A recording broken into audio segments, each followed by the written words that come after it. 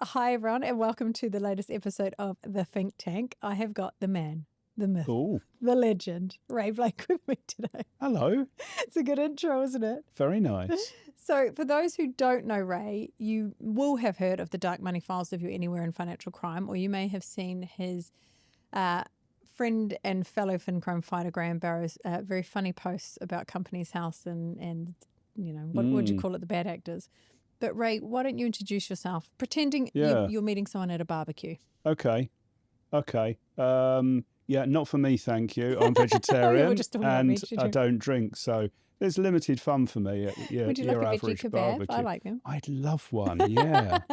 So me, right, I'm a financial crime person. I keep saying that and I keep having to correct myself. I'm an anti-financial crime person. I know, but it is funny to trick people. Well, you know, I always read these roles, not necessarily in your ads, that say head of financial crime. And I think, that sounds I definitely post that. Maybe we do it for the clickbait, though. Maybe so. So, yeah, I'm an anti-financial crime person, you know, not necessarily by choice. That's where, you know, the winds of change have taken me. But I've embraced it fully, and I've been full-time on anti-financial crime for a number of years now. Can I be rude to ask how long? Yeah, no, if you like. I've been in anti-financial crime for about 12 years. Mm-hmm. Prior to that, I was mostly about regulation, but not financial crime. So regulated sales and you know, compliancy stuff around that. And, you know, prior to that, I went to school. As hopefully most of us do. 12 years ago, what happened that drew you into FinCrime? Oh, right. So 12 years ago, Graham and I were working together. And I really wanted to ask how you guys met. So yeah, okay. Well, that's an interesting story, but and maybe I'll come back to it. But we were working together, and he got a phone call, like kind of very late on a Friday afternoon. It's his story, so I'll just tell you the short version. But it said basically, can you do some training about these things called PEPs for a big bank, and you'll probably end up going to a few other offices around the world to train them, and it's urgent. Fun. And you need to start Monday morning. Wait, sorry, just as the foundation, what were you doing as you're doing this call? What was your job at that time? Oh, we were training in regulated sales and. But for like a consultancy or in a bank? Ourselves, we were typically working for banks and insurance companies. That's right, because you were contracting. People like that. Yeah, exactly. Yeah. So Graham, full of confidence, put the phone down and said, yeah, I know all about PEPs, personal equity plans, aren't they? Yeah, well. Just thought to check. Shut up with this big slide deck on personal and had to write down politically exposed persons, which is a phrase he'd never heard of. Yep. That dragged him into the world of anti-financial crime. He found lots of opportunity and dragged me in after him. So curious minds, right? And so what year was that? So 12 years ago, you said? Oh, yeah, that would have been about, I don't know, 2012-ish, maybe. And so how did you two train yourselves to the level that you could train someone else? We were both professional freelance trainers, so it was kind of bread and butter to us. You go and find out about things, you read, you try stuff out, you have conversations with people who know what they're talking about, and then you turn that into something that will communicate with people and strengthen people's capability in a kind of shortcut way for them having those experiences and the hard knocks that get you there. So, I mean, that's what training is, isn't it? It's a shortcut to experience. It's a cheat code. That's a really good way of putting it, yeah. Well, maybe you could come and train us so I can learn a bit more about FinCrime that I already pretend to know. So the audience that you train to, is it a certain level? Is it sort of like if you were going in for the PEP training, are you training front office, FinCrime teams, seniors, juniors? Yeah, it could be any or all of those, really. Yeah. It's people who a firm, a business needs to rely on to know how to do the job and to want to do the job and to be able to do it effectively. Yes. Because we used to get training roles a little bit more frequently than we do now, and they would always be an interim, just like you are. And I always wondered, do you guys put like little slides in, like you're going to go to jail if you don't do this? Like, do you scare them, or what do you do? Well, no, I mean you can, and that's a very popular way of doing anti-financial crime training. You know, here are the penalties. You end up tipping off. You can go to jail for X years, Yeah. where X is a function of the law of the jurisdiction Yeah, which governs them. But you can do it that way. We prefer to play on their heartstrings, though. We'll say, okay, look, here are the people who suffer as a result of financial crime. Here's the dreadful things that happen to them. Do you want to be complicit in that? Oh, I like that angle. Or do you want to be on the side of the people who are trying to stop that happening and give those people a better life? Because it has to be said, I know that, a lot of the work that we do in financial crime is about risk mitigation for the bank. We don't want to fine, we don't want publicity, People do lose sight of the fact that there are humans at the end of this, and really disadvantaged humans who have no control of what's going on at times, and they're the greatest impact. So it's probably not spoken about enough. No, it isn't. Graham and I have both had the experience of going to bank boards, global boards of major banks, and making senior executives cry. Oh, that's through the good, stories though. that we tell them. It's fantastic, and it speaks very, very well of those people that, when you tell them a story about someone who has been sex trafficked across the world. And what does that mean? Let's be realistic about that. That means somebody who is being raped several times a day, every day, and has no power, no agency, can't do anything, and has no voice. Yep, no access to banking, no access to any recourse to what they're doing, and they're just stuck in this cycle, and there's no way to get out, and they just drug them. They just it's horrendous. So we tell this story in quite a lot of detail, and other stories as well. So the one that we tell a lot at the moment is about people trafficked to defraud people across the world using pig butchering. Sorry? Typologies. Oh, don't get me started on pig butchering. I want to get you started on pig butchering. Okay, That's not a sentence I thought I'd ever say, actually. Nor here. Let's stick a pin in that and we'll come back to it in a minute. Sure. But I mean, if you tell these people's stories, I mean, so often we talk about big numbers in this business. We talk about, X billion-dollar fines. Yes. We talk about, X trillions laundered every year. And big numbers mean nothing, particularly when you talk about big numbers of people. Now, at the moment, it's estimated that 56 million people around the world are the victims of human trafficking and bet that's modern slavery. Really, that's but you can't have number. that. You say, oh, that's interesting, and you move on because that number doesn't land with you. You're desensitized to large numbers, right? Absolutely. You say 3 people are human trafficked right now. It's a call to action. We can save all of them. People think we can't save 56,000 people. What do we? That's just an over their problem. So you can't have empathy for 56 million people. That's not how. Sorry, you said 56 million. I said 56 million. Yeah, it's the size of a decent. It's the population of a decent sized country. I mean, that's several times over the size of my country. Yeah, that is. It's horrific, isn't it? But it's unfathomable, which is the problem. But Jess, I tell you that, and we'll both get on with our lives, of course. And we won't think. We might think about it a couple of times in the coming days. But if I tell you the story about the woman who was sex trafficked, and I tell you the details and what she was feeling and what she went through and what happened, as I tell the whole story, I know you. I know I can get you to be very empathetic with that woman. Yeah. So I don't talk about big numbers. I talk about small numbers and small problems and small people to get people to understand the impact of what they do. Because if you cannot connect to what you're trying, the harms that you are trying to protect against, then you haven't got a vocation. You've just got a job.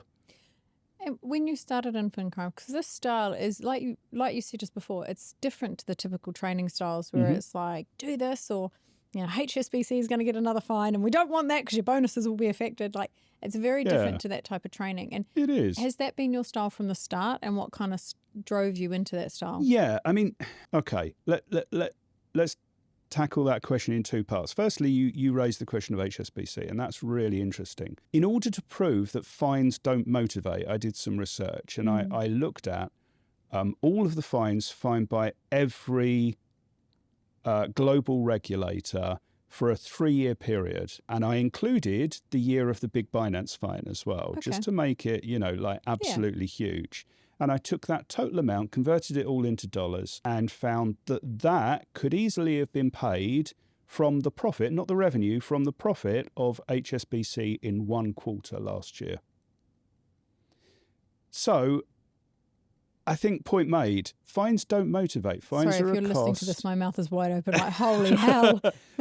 Fines are a cost of doing business. They don't motivate anyone to do anything. And you know what? We're the best one in the world. Even if you're a model employee, your employer gets fined. So what? What's the impact on you? Who gives the Scooby? Well, you remember that big whale thing, the MBD or whatever? There's no MDB. Yeah, there's no Scooby-Doo way that Goldman's didn't know what they were doing. And everyone around them enabling what was happening. No one, like if you're working at Goldman's, you're smart. Yeah. You're not stupid enough to not lift the hood a little bit and go, this seems a bit fishy. Do you know what? Ultimately, people will do what they're incentivized to do. You can try and change that, but it's very, very, incentives are sticky. As humans, we are animals. We are driven by our amygdalas. They seek to avoid pain and to earn pleasure. So incentives are incredibly important. And when your incentives turn out to have a different practical effect than the one that you are verbally trying to encourage, guess which one of those is more persuasive? Exactly. And if you're looking at the other end of that, like whistleblowers, there are so few and far between because there's no incentive. There's only disadvantage to them. They become well known. Like, you know, there were so many people probably in that value chain that thought this doesn't look right, but hey, we're all getting bonuses and no one's really getting hurt. And that's the kind of thought process behind it. So I've got a pin here which says pig butchering. You wanted to know about pig butchering? Do I want to know about pig butchering? Well, you can't. I mean, be careful because you can't unknow it. Oh, I live on the edge. Tell me. Okay, it's probably something that you know about. You may not know that name. It's a name that I strongly dislike because it's the criminal's name for a typology, and it's really ultimately disrespectful. And there is an element of victim shaming about it. Okay. I think I've heard about it, but carry on. Okay. So this is, and sometimes it's a romance scam, sometimes it's an investment scam, but it's basically about me as a fraudster striking up a remote relationship with you, which isn't what you think it is. I present myself as someone else or something else. We develop an emotional relationship through manipulative skills that I've learned. I've gone to school to learn them, and I'm very good at it. School? Yeah, we'll talk more about that as well in a moment, if you like. On it. Charm school. I hasten to add, it's not a school I've ever taught at. However, you know, they do exist on an industrial level. And sorry, just to cut in, are these? I know I've heard of stories where people are human trafficked into these schools and to do these sorts of things. Or are they sometimes there voluntarily, or is it really another insidious thing going on behind it? Well, there are scales of voluntary, aren't there? Yeah. If you live in an economy where there are no jobs other than in these compounds doing this job, you go and do it as a 9 to 5 potentially. I think also think about the desensitization of those people. They look at the UK and America, those wealthy pigs. They've got everything. You know, a couple grand won't matter to them, but it changes my life. So, you know, and also they probably don't like our nations very much. Well, this is why they use the term pig butchering, because the people who are doing the job aren't heartless. They have to desensitize their victims to be able to do it. Of course. So the idea of butchering a pig is that you don't waste any part of it. This is very much a long con typology. I could get, you know, a few $1,000s out of you straight away and walk away and everything would be great. That's not good enough in the pig butchering typology. I take you for everything you've got and everything you've ever had. It's interesting, you know, you read these stories, usually in women's magazines, about people who have fallen in love with some man, and it's not turned out to be a man, it's a woman. My worry is actually more the development of these scams. Like when you're thinking about deep fake and AI, it's such little cost to these criminal gangs that are doing it. If they can create these gorgeous, very realistic, because the problem is they usually get caught out because they won't go on a video call, right? That's the, oh, my camera's not working. In a few years' time, it's going to be no trouble, no money to them.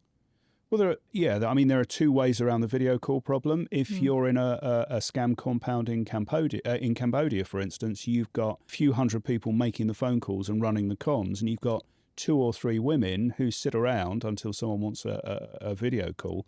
They are quickly briefed and then put in front of a camera to conduct the conversation as the person. A client that we work with, he was telling me this is for a legitimate purpose. They've got call centres abroad and they have accent neutralisation technology. Yeah. So I can imagine they also employ things like that, right?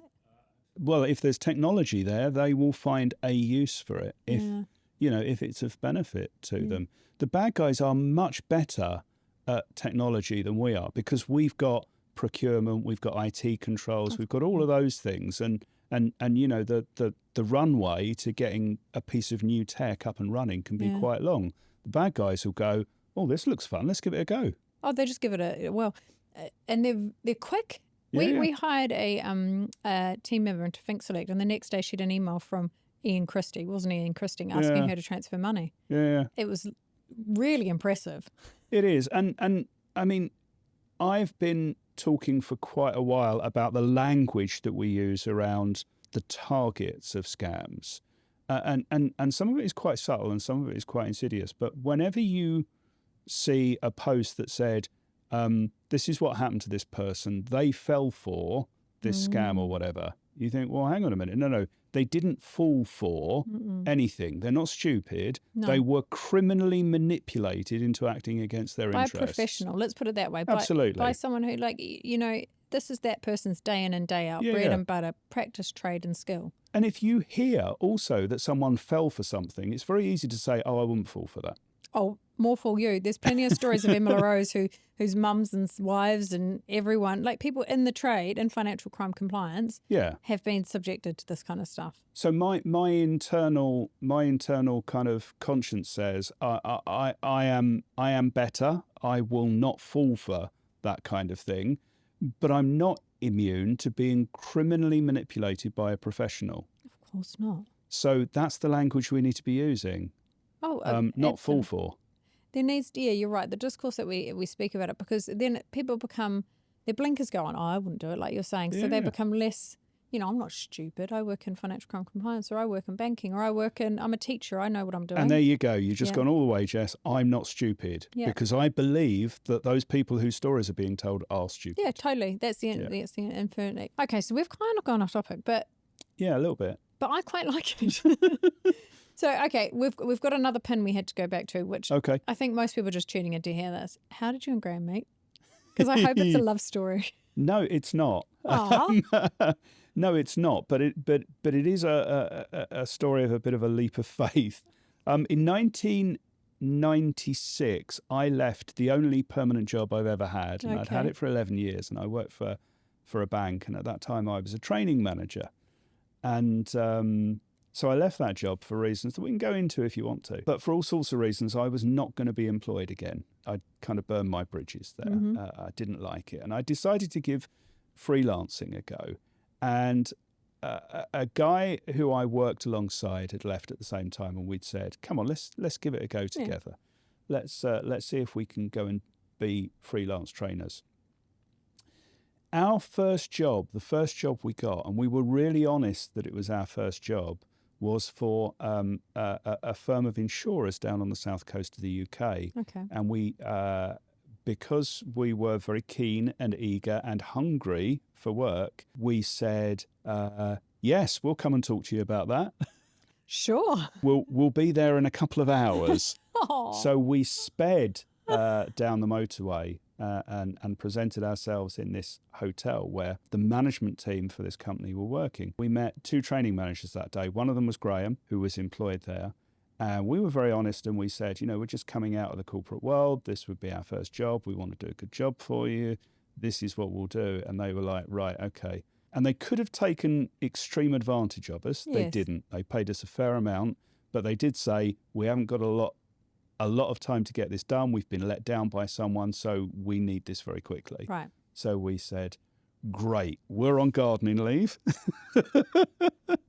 Yeah, we'll give it 24/7. So we did, and within 2 weeks, we'd designed them a 2-week introductory sales course. Wow. For their advisors, using particular techniques that they needed to use, and it was a leap of faith on their part, but I like to think it was repaid.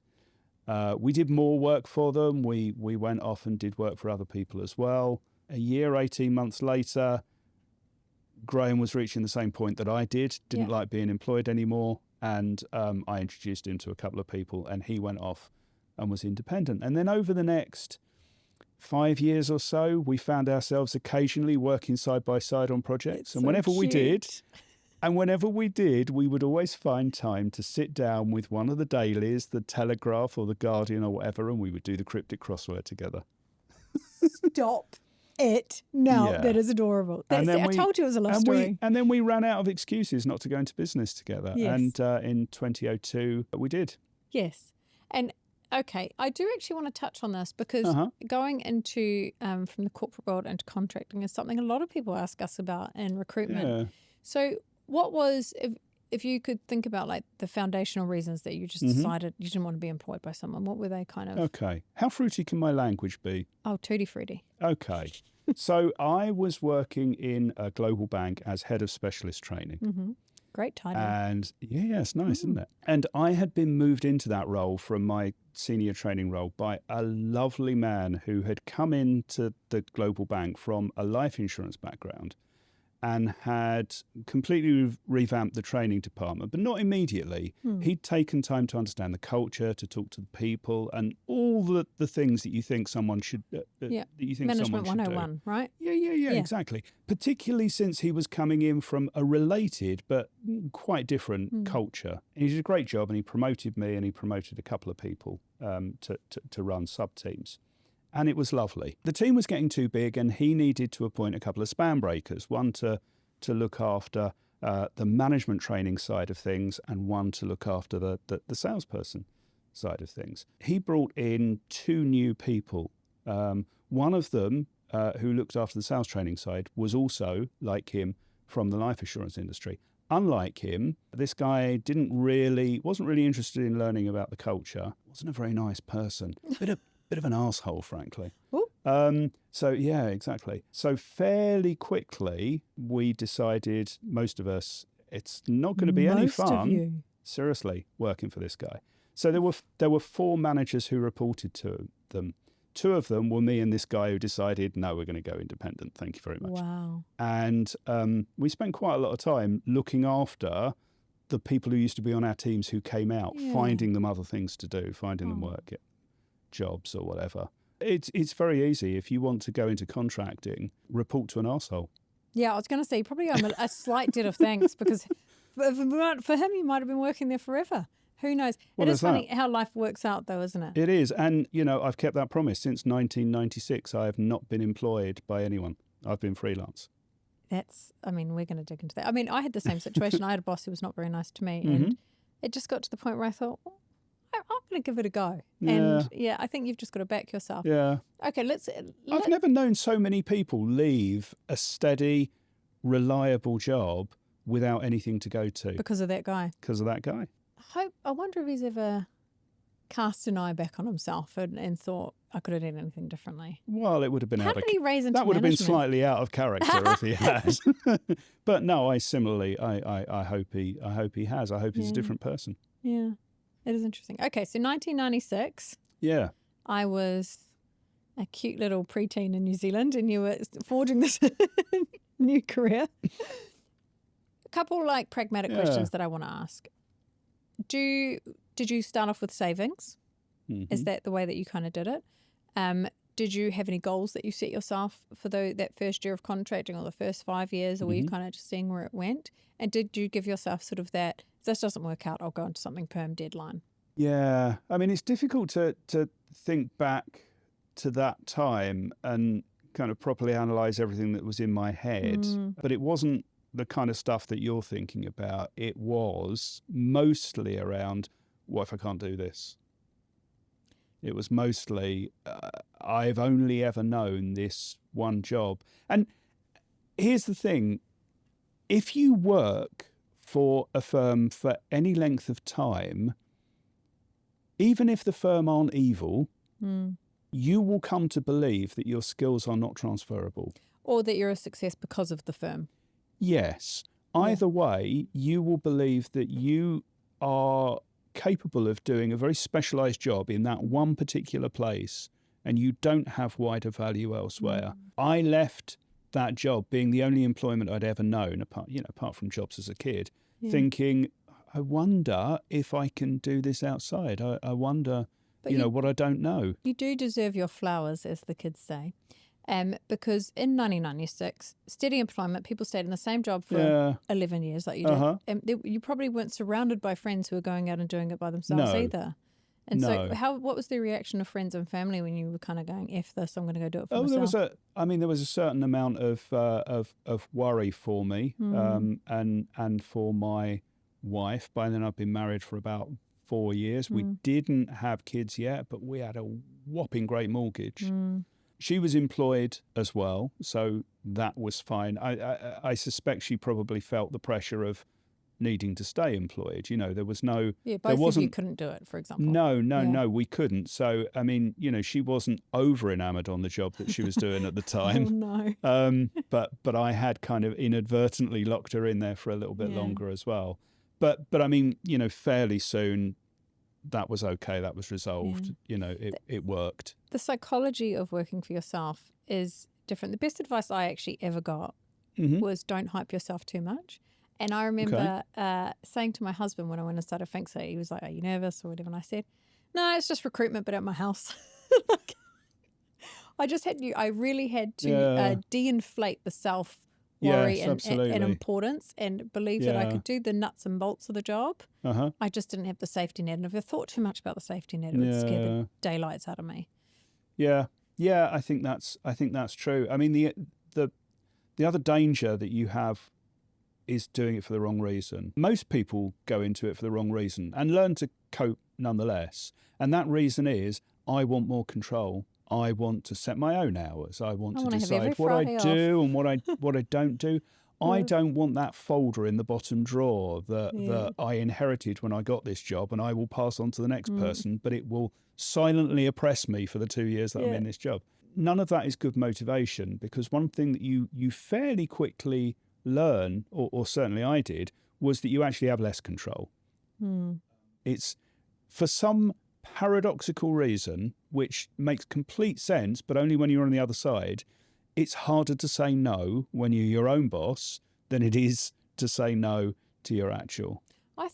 Well, from my perspective, is I never want to let anyone down. Yep. So if they're messaging, if they've given me and I truly do think, I know this sounds really wanky, everyone, but I do think it's an honor when people let me recruit for their firms and their teams, because it's such a big impact on them. So if they've come to me and said, hey, Jess, I need CVs by Monday, I'll do it, even no matter what I'm doing, because I don't want to let people down for the trust they've placed in me as an independent firm. And I'm sure that happens all the time when you go in for a training. They may change the goalpost or something and you just kind of truck on. Whereas if you work for a consultancy or you work for one of the big, the terms and policies say that we are, blah, blah, blah. There's a lot to fall back on and a lot of people that you can pass the buck to say no to. Yeah. Yeah, very much so. So let me ask you a question. No one's ever done that before. Okay. You go for I'm it. interested. Yeah. Let me ask you a question. If you could go back to that point where you went alone, what illusions would you kind of go back and dispel to your younger self? I think there's nothing I would change, because I live a life of no regrets. I think everything is sort of a roly-poly to get to where you need to be. But I underestimated the business sense that you would need. I kind of, because I'd had so many other departments taking care of invoicing and forecasting and all this kind of stuff, and the financial side was in taxes and all that kind of stuff. But there's nothing that I think anyone should stop with. I was in a fortunate position that I'd just come back from maternity leave. I had savings and I was in the right position to do it. I think I did it at a really sweet spot in my career. If I'm talking to a contractor or a permanent person that I'm speaking with in financial crime who might be thinking to leave, the only advice I don't think people really think about is put your finger to the wind and think about the need for you, because contract is supply versus demand, isn't it? Yeah. So if you are in financial crime advisory and you want to go contracting, there's stuff all financial crime advisory contract roles. There's a lot on training because it's project-based. There's a lot of remediation. So just assuming that you're good at your job will mean you're a good contractor isn't true. Your skill set needs to be in need. Yeah. I think. No, that seems fair. And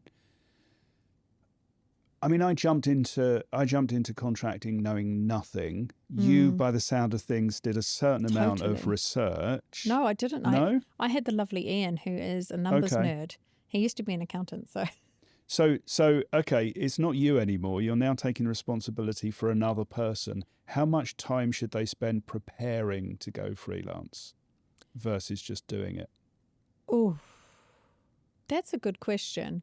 I think if you spend too much time ruminating on it, you'll scare yourself witless and you won't do it. I think 6 months max.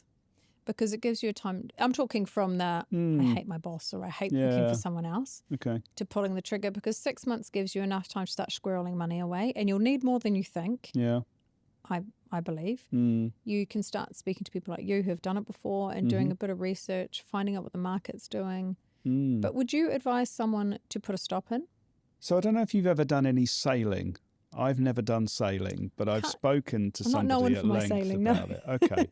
You may have an idea that you want to go sailing on this day at this time, but if the wind isn't right, if the tide isn't right, it's just not going to happen. And it makes sense to make that last minute decision and say, let's change the plan slightly. So you need to be aware of the wind and you need to be able to catch the wind.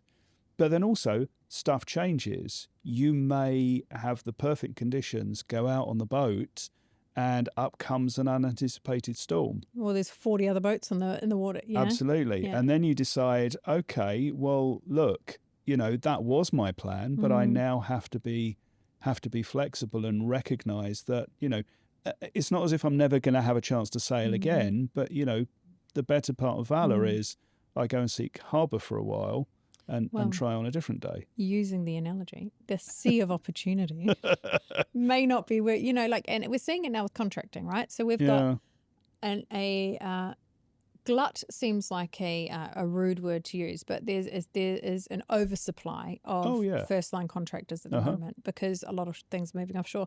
Those people should go permanent now, upskill in the permanent jobs, rinse it for all it's worth, and then potentially, like you say, put their boat to water again and see what the market's doing in a couple of years' time. I mean, in particular, changing your skill set or developing your capability is quite expensive if you have to do it for yourself. Totally. So getting somebody else to do that for you in a way that benefits both of you. Oh, of course. Like, you hire someone on a job and that person is willing to learn, you'd be a fool not to help them and upskill them. Yeah. Right. So you've met Graham. You've done your crosswords. You've fallen in love. In my brain, you guys are like just the most lovely. Yeah. You're like the FincTank dads, by the way. Okay. This is how I kind of see it. Yeah. So as long as that stays platonic, that's fine. Well, I mean, it's up to you, but sure. Platonically, the FincTank super dads. When did you start the podcast, Dark Money Files? That would have been we started planning it in December. It sounds great, doesn't it? Started planning it. In December, very late December of 2018, and we recorded our first episode in very early January 2019. Because why? What made you go, this is important, we want to get out there? There are a number of answers to that. That probably the most honest answer is end of year, beginning of year is a slow time in our business. We were twiddling our fingers a little bit. Secondly, Graham had stumbled on... He hadn't stumbled on. He'd been contacted by a couple of journalists about this story that was starting to emerge earlier in 2018, which turned into the Danske Bank Estonia money laundering scandal, and had been party to a lot of knowledge that hadn't come out at the time. Could I ask why they contacted him? Yeah, because he'd been kind of posting on subjects, and journalists, even, quite experienced financial journalists, have functional knowledge of what they're doing, but always rely on experts. Of course. And I've had some fascinating interactions with journalists where I've thought, I can't believe you don't know that. Yeah, but then why would they? I think they're kind of like you with training. They need to write on a topic. They're very good writers. They learn a little bit. They write about exactly. it. Yeah, exactly. So he had to help educate them and help them make sense of what they were seeing. And that did involve at one point getting like a huge bundle of actual bank account statements for some of these laundry Wow. firms. Oh, yeah, seriously. That was Wow. really exciting, which we, picked apart and looked at. It Oh, must yeah. have been for your inquisitive brains that I think you both have. My It must have God, been it was so fun. interesting. Yeah. Yeah. So anyway, that all of that story kind of emerged. I say kind of emerged because it's quite a complex story, and I don't think, with the best will in the world, it was possible to tell it well as a journalist. Okay. Because journalists can only write effective stories where people are involved, and it's about people. That's a fair thing, yeah. And it was very difficult to find people in that story to focus on. It was quite highly technical. So the other thing that we were aware of, and we both really enjoyed in 2018, was the first series of the Serial podcast. Oh, I love. Yeah. Which one was that? The first series was the guy who had Jailed. been. Yeah, exactly. Oh, I can remember it in vivid detail walking along listening to that podcast. Astonishing. Yeah. And the lovely thing that it did was it explained quite a complex thing in a really compelling way to a general audience. So we said, right, okay, that's what we're going to do. We're going to do a short series of episodes, and we're going to tell the story of Danske Bank Estonia, because people need to know about it. And they don't know about it at the moment, and it's important. Who was your intended audience then? Was it layman's like me, or was it was? It was to a general audience. We wanted to in a much smaller way emulate Serial and get people interested in it. That's not what happened. That's not at all what happened. We got an early listenership, which I can only describe as a bunch of geeks, a bunch of compliance geeks. Hey, we love compliance geeks. And geek is good. Yeah. What do the young people say? We pivoted on that. Here's what consultants say. Yeah, well, all of them seem so young nowadays as well. Oh. So we did that. We played out the sort of originally planned 10 or a dozen episodes on Danske Estonia, and then we went on to other subjects, and we've done about 150 episodes now. That is phenomenal. I was going to say impressive, but it's more than impressive. Yeah, well, I mean, apparently you get yourself in the sort of top quartile of all podcasts once you get past 5 episodes. Oh, then I'm a superstar. You might be the 5th. Who knows? So we're doing okay, aren't we? Really? No, I'm not the 5th. No. You've got, I think, at the time of recording, you've got about 6. I've got loads in backup, guys. If you see me posting pictures and I haven't published the episode, it's because they're still editing it. When did you know you'd made it big with the podcast? Because I started hearing the rumblings about it. I actually remember seeing you at one of the conferences, and people were like, "There's Ray." I know, and it's actually still quite uncomfortable, that whole side of things. No, really. No, it is. We almost immediately, we didn't so much kind of realise that it was popular with people through traditional means. Oh. No. So traditional means would be, you overhear people talking about it, or, people post about it and encourage other people to do it. Yeah, that kind of thing. But it was, we started hearing people say things that we knew we'd kind of mentioned or we'd recorded, which is weird, isn't it? So, you just say, almost better, like cited in conversation. Yeah, weird, isn't it? So we kind of had an idea that was happening. And of course, we could see the stats of how many people were listening and how many copies were being downloaded and where in the world that was happening as well. Oh, so, I thought it was mostly UK, no? No. You've gone international. Oh, yeah. No. From an early stage, we were kind of all over the place in some really weird parts of the world. So that was the other early learning. By looking at the stats and looking at who was listening to us, we thought, well, we can't be too parochial. We can't just be kind of UK based. If we're going to branch out, we need to think through it a little bit for a global audience. Seriously, that way. We were approached by a firm to say, can we help you do a live event? We'll put our posters up, we'll get a certain amount of publicity, we'll put on some food and drink and stuff, and we'll get, and they found this, what I can only describe as a dank dungeon underground, right on the edge of the city. And we sat up there for a couple of times, and we got the old PowerPoint out, and we did we did a bit of a knockabout evening and told some interesting stories. And what was the age We had range? hundreds of people turn up. I was going to say, what was amazing. the age range? Like, were they the juniors, or were you getting the senior dogs coming in as well? All sorts. Wow. Absolutely all sorts. And quite nice to interact with your listeners, wonderful. I think. Yeah. Yeah. It was deeply weird. But no sooner had we started that than we had a global pandemic. I don't know whether you heard about that. No. Okay. What was that? Yeah. But what that meant was that the podcast wasn't set back at all in any way because, but also your careers, because there's not a lot of in-person training going on at that point. No, exactly. Yeah. There's very little else to focus on. Yeah. So that's what we continued doing. But the live events stopped for a little while. So we decided we would do them online instead. So we did a few online in-person hybrid events. And it turns out that so many of the things that we've done or been forced to do, we have kind of broken ground a little bit. So before us, there wasn't a compliance podcast. I agree.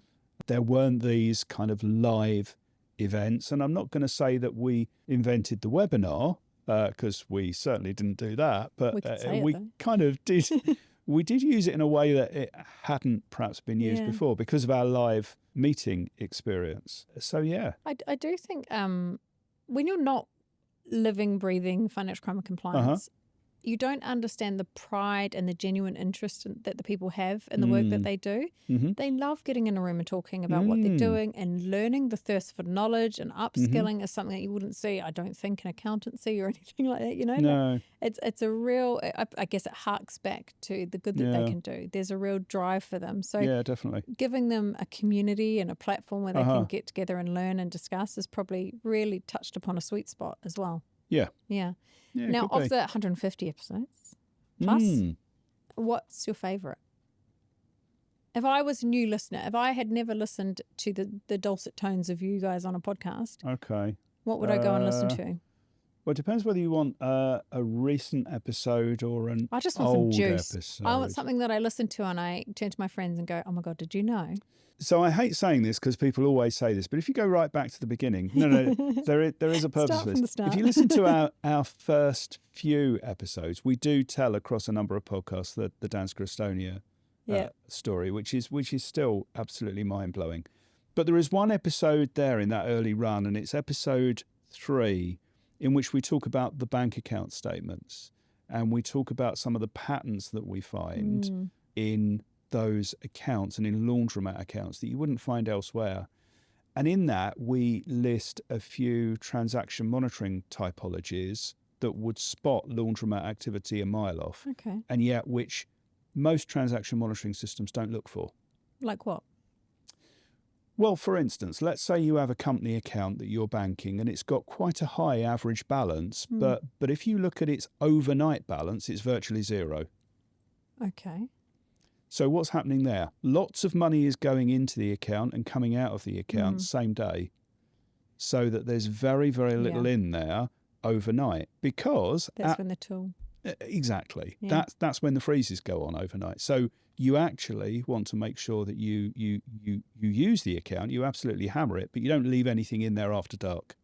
It's quite interesting that they know that, isn't it? The criminals. Yeah. Well, this is the thing. The criminal activity is fueled partly by knowledge, partly by supposition. So they may have completely the wrong idea, but it still works for them. So they might say, what do we think the bank are doing? Well, we know they're doing this, this and this, and we think they might be doing that as well. So let's act as if they are doing that. And that also gives you an opportunity to find them. Yeah. Yeah. So that's a good episode early on, number 3. And I know lots of firms use that episode as part of their training when they're talking about transaction monitoring. Oh, that's brilliant, isn't it? Isn't that Absolutely so cool? love that. What a real tip of the hat to you from the industry.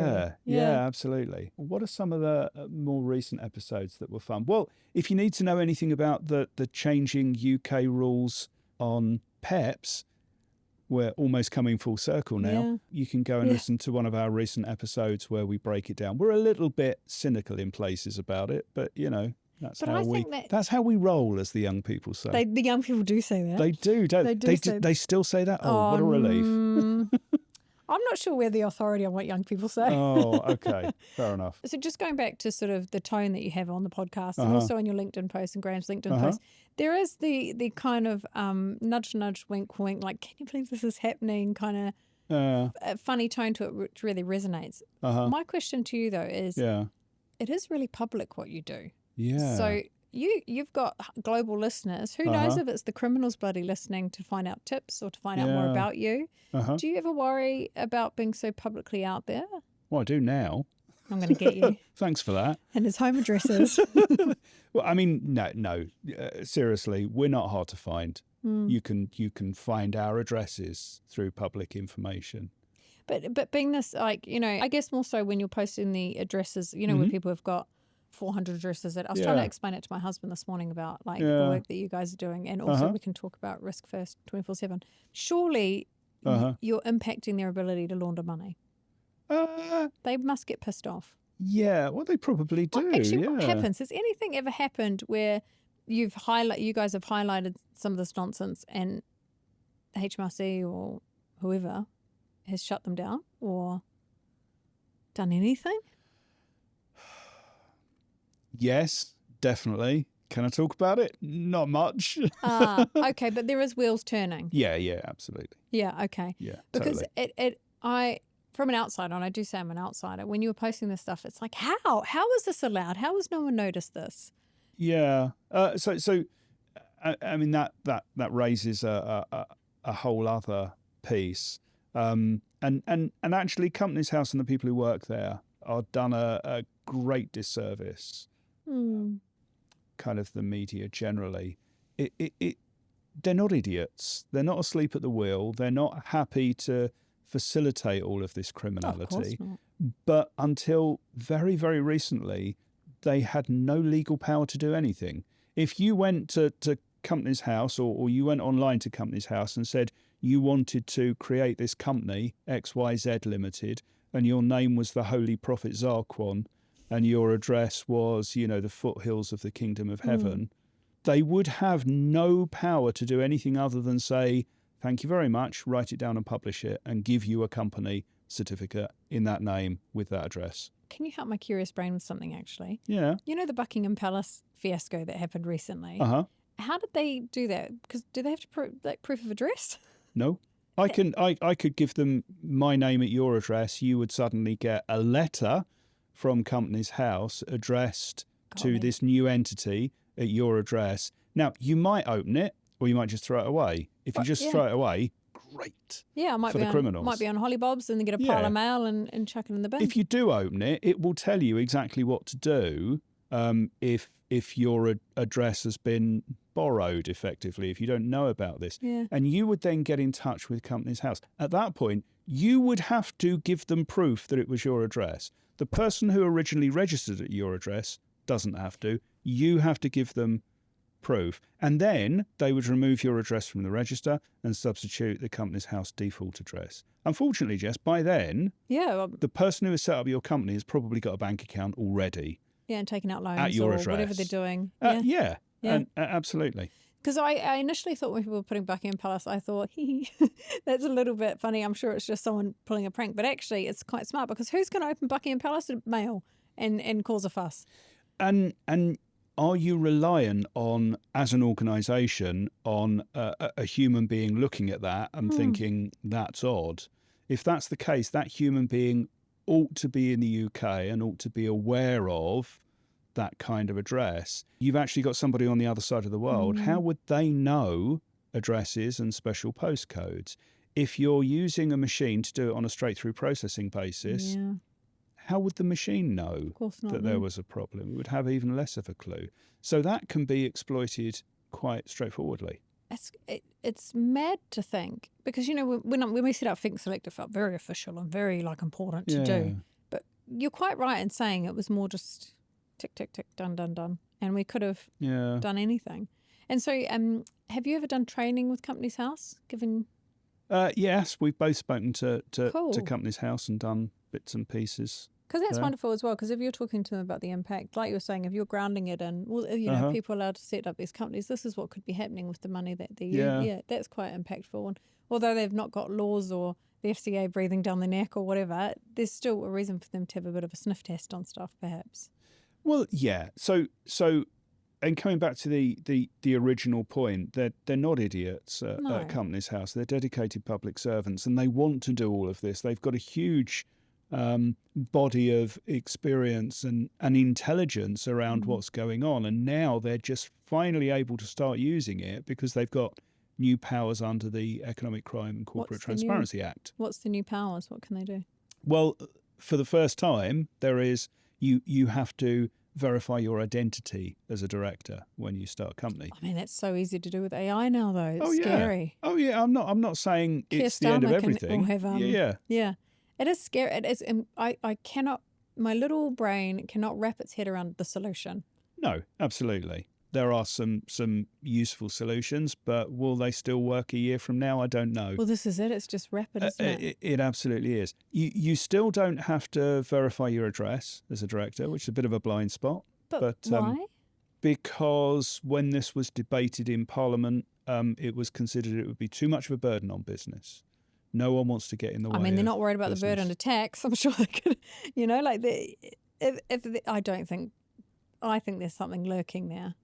Honestly, I don't think so. I think political discussion happens at such a high level that it's not really informed by the practical day-to-day issues. Yeah, right, okay. Politics is based on sound bites. Red tape, putting more red tape in place is never going to fly. Doing something that costs business a little bit more, or even worse, that costs the public purse a little bit more, is never going to get past the Treasury. I think photo ID is much of a... Well, I suppose you can fake an address, proof of address from the council anyway, can't you? I mean, you can. It's harder. And I mean, all of these little things collectively make it harder for the bad guys and make it easier to spot them. Friction points, as they try and work their way around it. But, the Australians have this lovely phrase about throwing some sand into the gearbox. I don't know. That's putting... That's about putting friction into a process. Yeah. Deliberately. And I think, there's a lot to be said for that. In company formation. A really good example of that, which is slightly left field, is the identification, the age verification on porn sites now. Yes. Just making people go, ugh. Yes. It's probably stopping a lot of people that wouldn't, Oh, yeah. No, I've given up almost entirely now. Yeah, I imagine so. Me too, I just thought it's too much hassle. Yeah, exactly. Not putting in my details. Talk about something that I did want to ask you about a little bit, because it's over my head, is Risk First 24/7. Okay, you Risk Alert. Risk Alert, pardon me. Yeah, Risk Alert 24/7. Yeah, it's really exciting. A RegTech venture. Who ever thought I would be involved in a RegTech venture? Everyone else but you. It's amazing. It's a wonderful piece of software, and it's not kind of vaporware. It's not demoware. It exists and it's working now, and it has been pretty much for day one. We've got a number of banks and payment firms using it every day to improve their defences against rogue UK corporates. And so I'm layering it on top of my transaction monitoring tool, is what I would be doing? Well, you can do. It can be what we've successfully argued with a couple of firms is it should be the first thing that you do, the first bit that you put in your onboarding queue. Oh, okay. Let me explain why.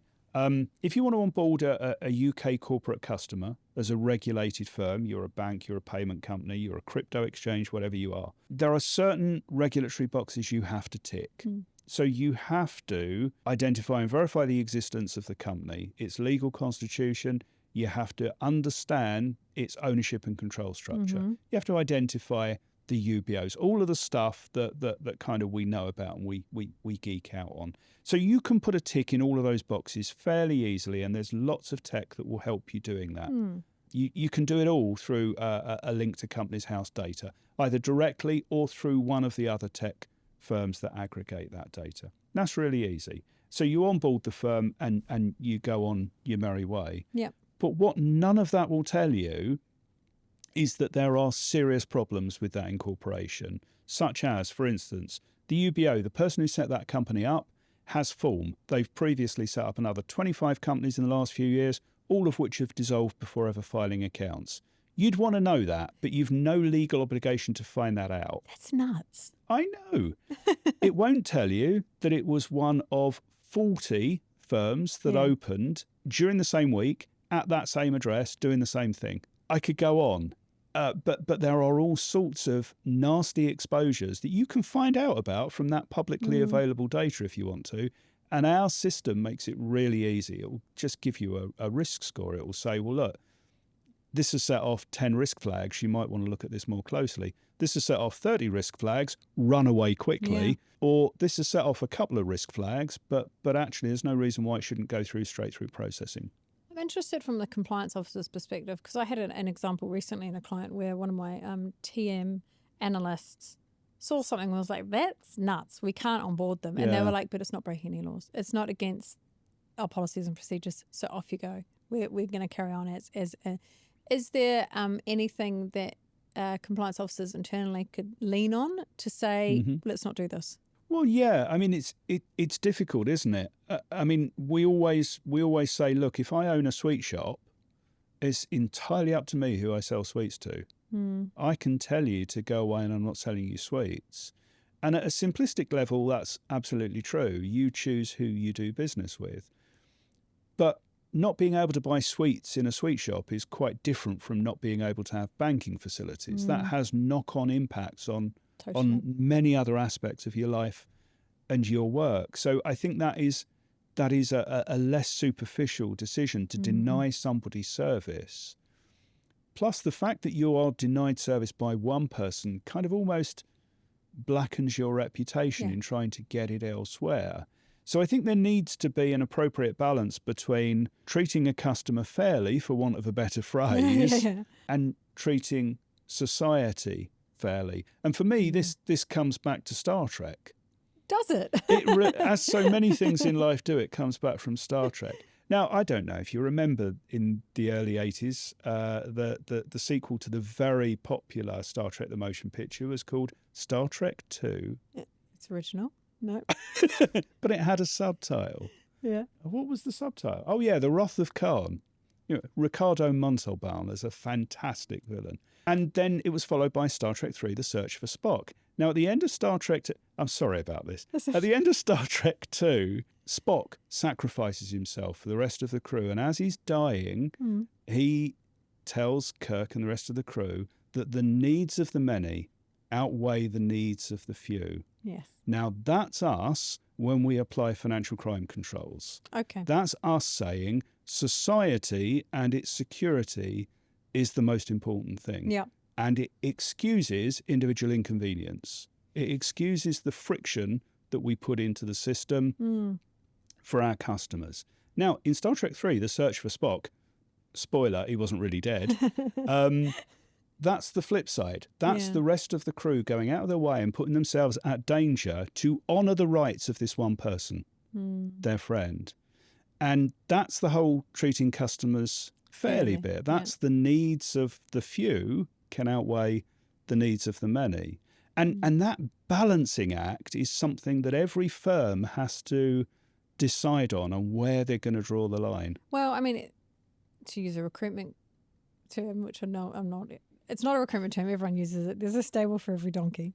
So we don't say that about our candidates. No. Let's dig into that a little bit. There's a stable for every donkey. The theory is, and it's with banking, I assume as well, is that just because Come on, just because a candidate doesn't suit a JP Morgan, they might suit a NSave or a, All right. the risk appetite. What am I point on that before I embarrass myself further? Is the risk appetite of certain firms do service different sides of the market, right? So you're just going to laugh at me, so I'm going to stop talking. Just ruin my reputation. I don't call candidates donkeys for colour. Okay. All right. No, that's fine. Interesting. Yes, but, there has been a surge in payments firms, particularly money processing firms, serving, emerging markets, particularly there's some really risky countries that they're working in, but someone has to service them, right? Well, not only risky countries, high risk businesses as well. There are payment firms who are successfully carving out a niche in adult industries and Oh my gambling God, and totally. stuff. Yeah. And these guys need banking. And frankly, I would rather that were in the hands of a specialist firm who take care to really know the market and to specialise in it than these firms being handled by generalists. That's where true. there is a much, much bigger risk. You talk to any regulator and they say, well, we don't mind firms having a high risk appetite, provided that they're able to control it. We'd far rather that than, these people at scale being debanked and having to make shadier connections. Go onto the dark web or whatever else nonsense. And go through non-traditional routes. I was going to say crypto, but crypto is very mainstream now, so who knows? Okay, so just to sort of wrap up, I'm curious because you're so well known in industry. You're almost as well connected as me. Blimey. So you talk to a lot of people. What can you see on the horizon? Like, what is really keeping you interested and keeping you up at night? Well, crime's not going anywhere. Keeps us in business. It really does. And one of the fascinating parts of our work is we never get the opportunity just to fight yesterday's battles again. We have to fight today's battles and be readying ourselves for next week's battles. And it is an arms race between us and the bad guys, really. Yeah. And we can sit there and watch that happening and then try and be reactive, or we can do what in a training sphere we regularly encourage people to do, which is when they're doing their risk assessments, think like a criminal. If it were you, your organisation better than anyone else. How would you get around it? What could you do? If you were a bad guy, just be a bad guy for an hour or two. Oh, yes, and think about what you could do. And then, and break out of it, relax. And now you're on the good side. Take all of that learning and go, right, okay, we've got vulnerabilities. We've got exposures here, and here. Let's do something about it. And don't just do that once. Do that regularly. Yeah. Because it's fun apart from anything else. Put on a little mask and sit in the office. Exactly. Yeah. Exactly. If you cannot think like a bad guy, then you'll never catch you can't the best of the bad guys. Yeah, exactly. If you expect the best of everyone, you're going to be severely disappointed, right? Like, you've got to think. Yeah, I suppose so. I mean, I always like to think the best of people. Really? Genuinely. In your field of work, you think? Yeah. That's admirable. That's amazing. I always try. I will trust people until they prove that they can't be trusted. People say you have to earn trust. Oh no, I disagree with that completely. That's not trust. I think that's an exhausting way to live your life. Yeah. If you expect people to kind of demonstrate that they're trustworthy, then what you're exercising is not trust. It's very Scroogey, isn't it? It's like, bah, isn't it though? Everyone's awful. Isn't it though? That's going through an assurance program to make a business decision. That's not trusting someone. So no. Give trust very, very, very freely. Yes, and kindness and happiness. Yeah, all of those I things. Agree. And I think there's quite a high barrier to being denied that for me. So I do like to think the best of people. But also, I think not everyone thinks that way. And actually, if you can only think in one way, then you're limiting your ability to have empathy. Yeah. And here's the weirdest thing I've said today. You need to be able to empathise with criminals. You need to be able to look into their psyches, understand their motivations, not necessarily agree or sympathise with them at all. You do need to understand where they're coming from and their drives, and you need to access their amazing powers of imagination and ingenuity. I mean, it's often said of, successful criminals that they could be CEOs and things. And there is something in it. Like, I watched this documentary recently. You say that as if they're necessarily two different things. Yeah, well, this is exactly right. But I watched a documentary recently on the watch snatchers, and I was really surprised at how, they're articulate, they're driven, they're experts in their field. They could spot a watch and say its value from a while. And I thought, in another world, if you were a jeweler, you'd be a really good one. Yeah, exactly. Yeah. And I mean, I think what it's very difficult for us to grasp is that for them, it's just a career. Totally.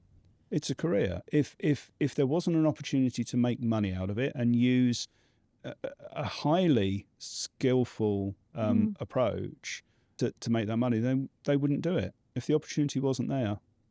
And, perhaps if we're in their position, we might do the same. We can't, you can't forgo the benefits and the privileges that we've had when you're thinking about these people, right? And the choices that they've made. Yeah, that's true. I mean, there's no excuse for doing something which is basically antisocial, which advances your rights at the expense of other people's rights and freedoms. There isn't I strongly believe there isn't the poverty excuse and there isn't the lack of opportunity excuse. No one makes you do this. You make a choice to do it. But I do think we can definitely look at the world around these people and say, that's a difficult choice. I'm not sure I wouldn't have made that choice. Exactly. On that note, neither of us are criminals, nor will we be. Okay.